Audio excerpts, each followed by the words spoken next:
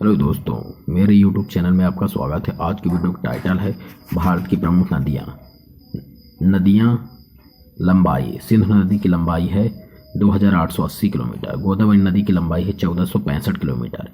यमुना नदी की लंबाई है 1375 किलोमीटर। घाघरा नदी की लंबाई है 1080 किलोमीटर। कावेरी नदी की लंबाई है 800 किलोमीटर। तापी नदी की लंबाई है 724 किलोमीटर। व्यास नदी की लंबाई है 470 किलोमीटर। पेन्नार नदी की लंबाई है 597 किलोमीटर। बेतवा नदी की लंबाई है 480 किलोमीटर।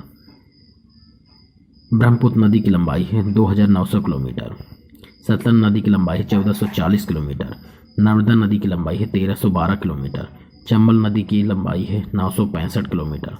सोन नदी की लंबाई है 780 किलोमीटर। रावी नदी की लंबाई है 725 किलोमीटर। रामगंगा नदी की लंबाई है 696 किलोमीटर। माही नदी की लंबाई है 585 किलोमीटर। गंगा नदी की लंबाई है 2525 किलोमीटर। कृष्णा नदी की लंबाई है 1401 किलोमीटर। झेलम नदी की लंबाई है 724 किलोमीटर।